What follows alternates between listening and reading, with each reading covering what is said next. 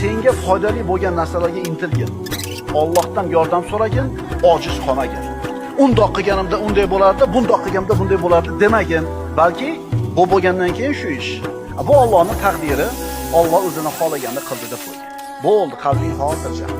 Bo'ldi, qalbing xotirjam. Alloh bandasiga taqdir qilgan narsa banda uchun yaxshilikdir. U taqdir sizning nazaringizda yaxshiga o'xshayaptimi, yomonga o'xshayaptimi farqi yo'q.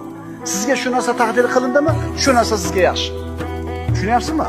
Sizning ustingizda qanaqa taqdir bo'lgan bo'lsa, bu yaxshilik siz uchun. O'shuning uchun alhamdulillahi robbil alamin deng. Demasangiz ham shu holat, desangiz ham shu holat. Alloh senga taqdir qilgan narsa, birodar, albatta yaxshilik bo'ladi. Shunday bo'ldimi? Demak, shunda bitta yaxshilik bor. Yillar o'tgandan keyin ko'rasan. O'shunga uylanmaganing to'g'ri bo'lgan ekan. Haqiq Alloh azza va jalla bir mo'min bandaga musibatni taqdir qiladi, mo'min xafa bo'ladi. Lekin mana shu musibatning orqasida qancha bir yaxshiliklar borligini va qancha yomonliklardan to'silishligini bilmaydi-da.